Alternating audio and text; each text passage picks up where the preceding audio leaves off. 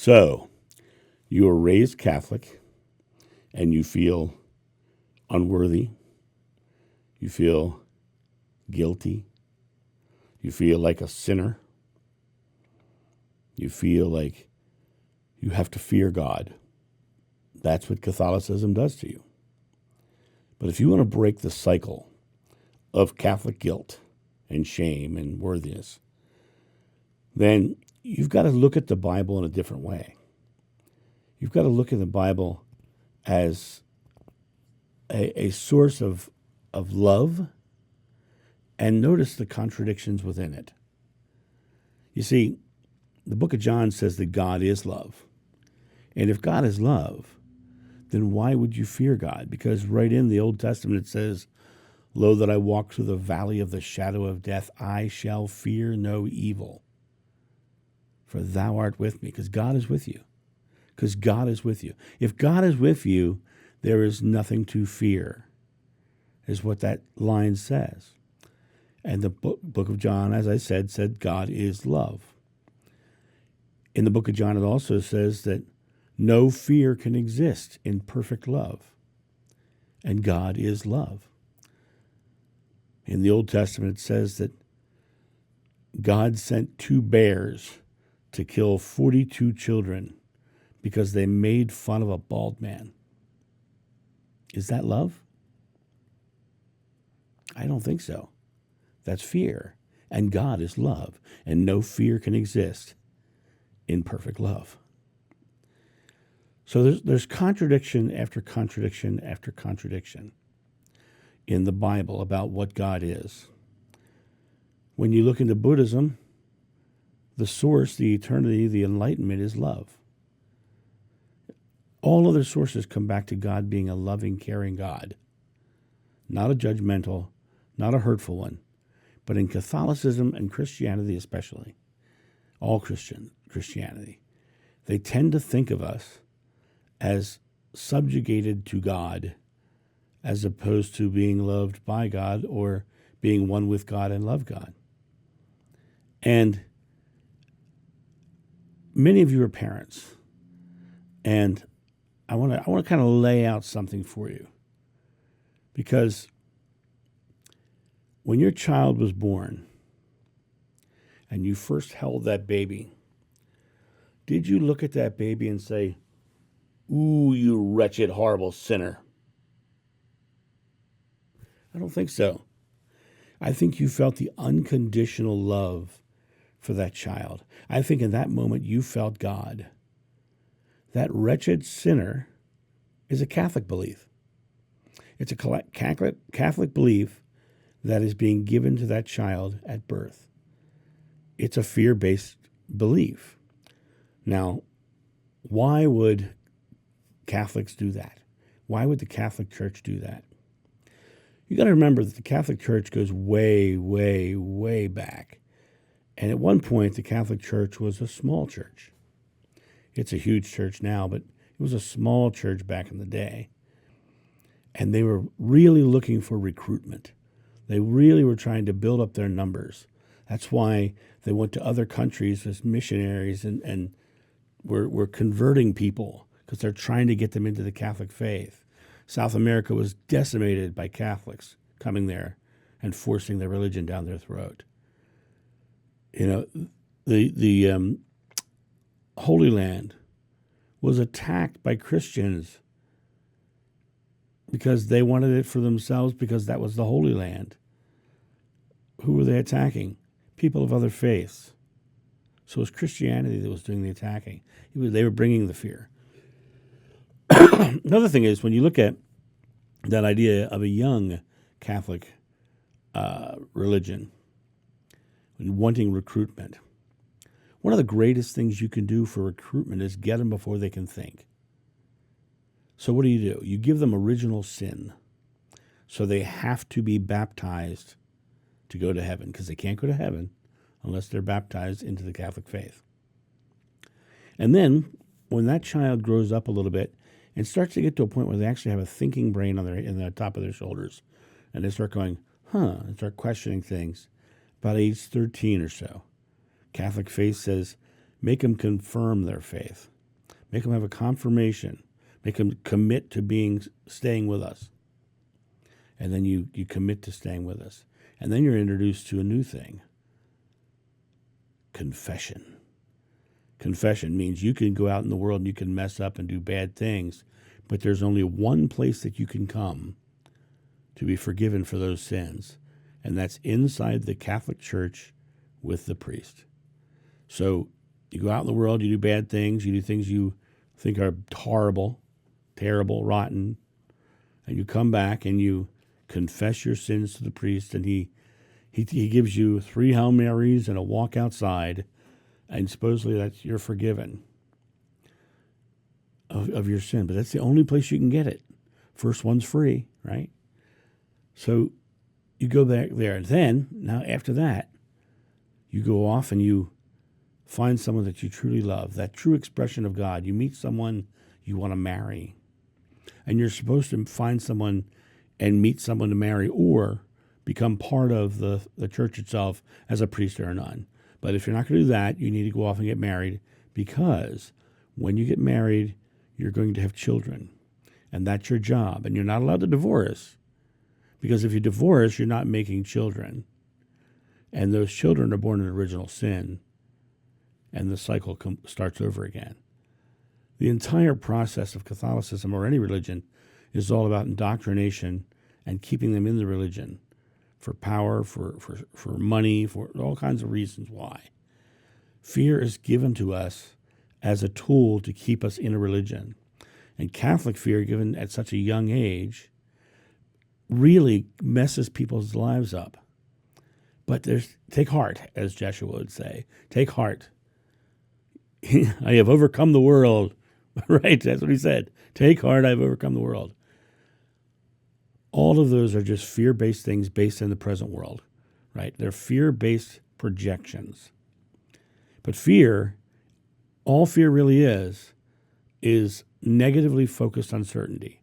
They're giving you what to negatively focus on. But if you were positively focused, you wouldn't be afraid. If you were positively focused, you wouldn't feel guilty. If you're positively focused, you would love your life, because your life would be surrounded by love, and God is love. And so you come back to that space of being one with God. You and God are one. I tell this story often about driving down the road one day, and the lady next to me says, "Why do cars merge easily with you as you drive down the road?" And my response was, "Because I love driving, and God is love." And so I'm putting my love, my oneness with God into my driving as part of my experience here in the physical plane. And because I'm putting love into it, it brings me love in return. You know, the concept of guilt and fear. Now, here's the big one, right? Fear has a physiological response. It makes us not be able to breathe. And people think they can't breathe when they're afraid. But it's not really that they can't breathe. What it is their body is physically holding air in. Why does your body do that? Well, it does that because when something is fearful, you want to be ready to run further and faster. So your lungs fill up so you can run further and faster. When you look at, so many of you, I'm sure, are parents. Remember that time that your toddler was walking across the floor and tripped and fell and almost smacked their head on the coffee table? Remember what you did? You went like this. You went, and you filled your lungs up real fast. It's the same with every animal on Earth. National Geographic shows on TV, every one of them has a doomed gazelle. And that doomed gazelle sees that predator cat hit the field. And the first thing that gazelle does is go, and gasp for air so it can run further and faster. God is in every breath.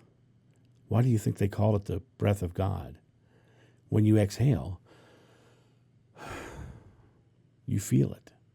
You feel the feeling of the God within. You feel the oneness with Source. When you let go of your stress and your fear and your guilt and you just exhale. Let the air out. Know that you're safe, resting in the arms of love, resting in the arms of God. You are safe there. There is no need to have the guilt and the feeling of lack of worth, self-doubt that comes with the Catholic faith they've given you. The way you fix this is to breathe, first off. Breathe. And then get very present.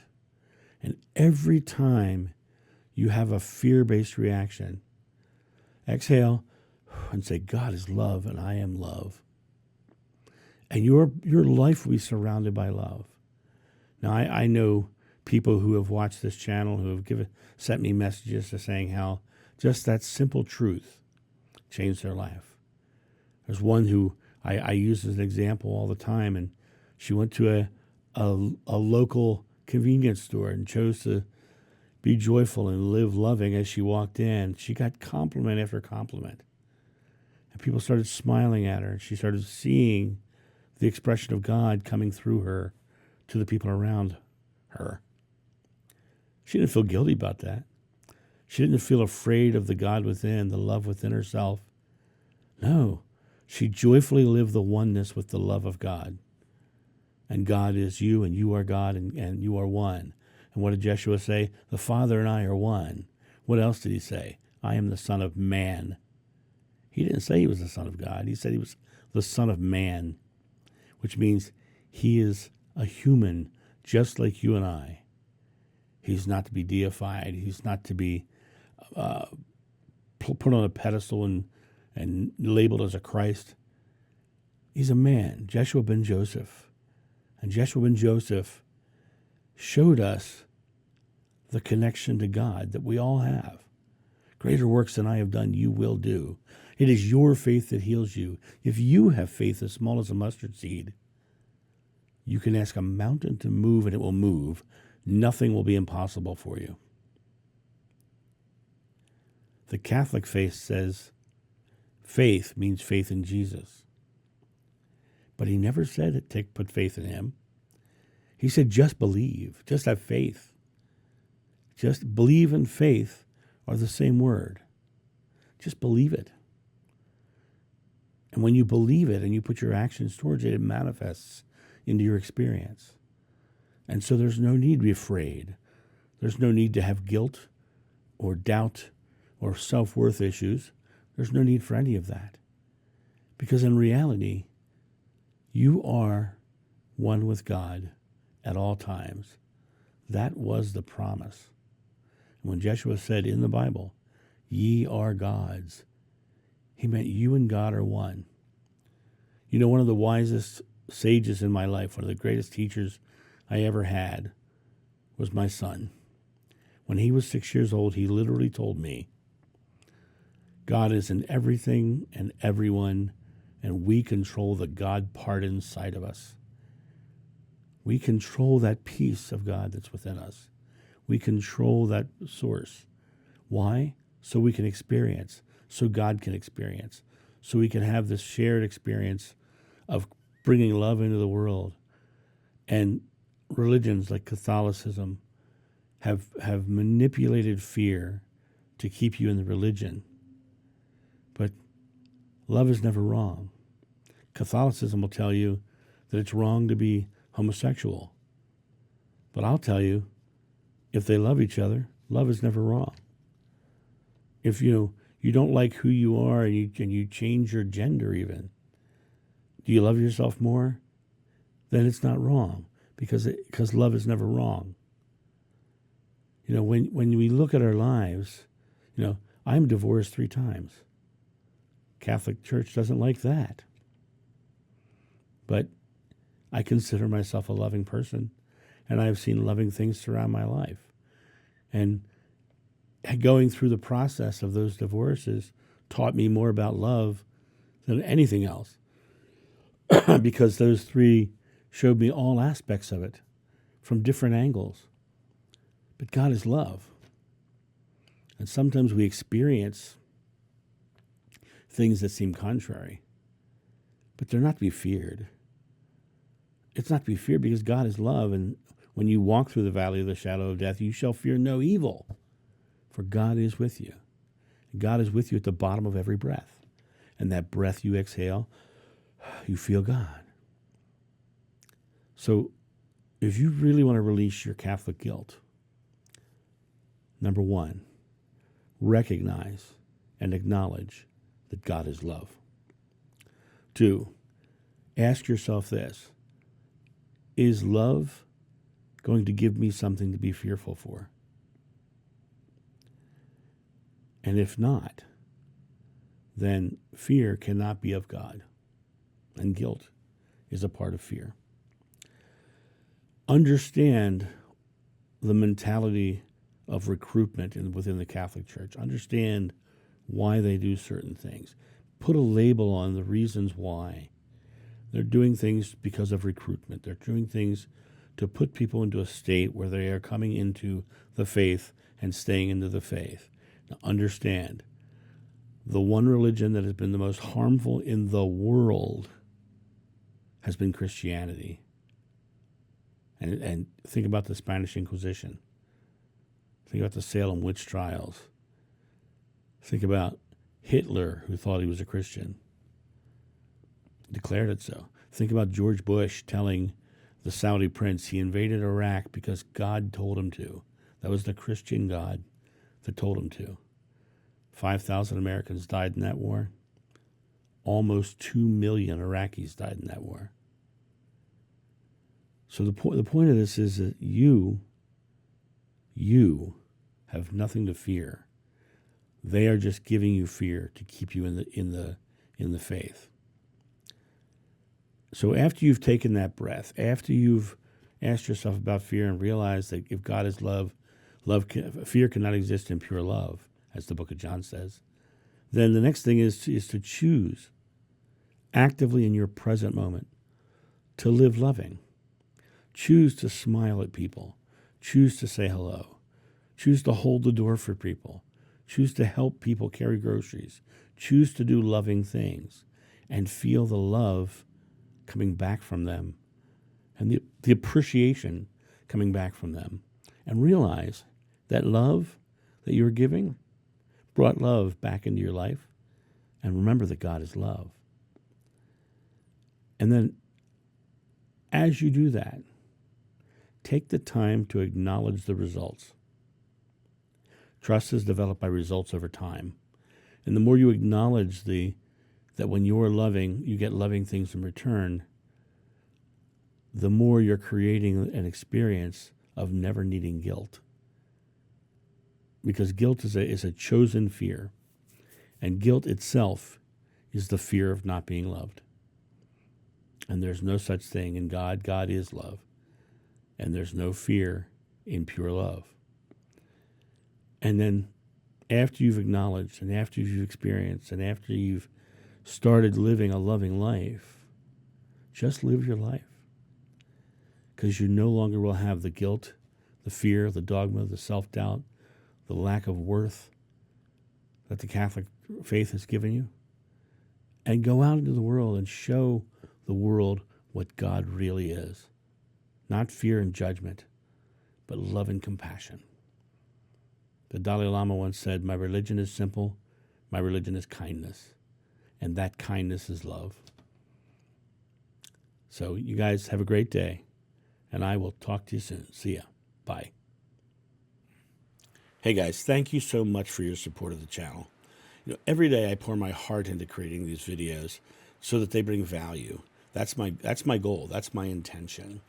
And if they have brought value to you and you have the means, directly below this video, you're going to see a donation link. You can donate as little or as much as you'd like if you have found value.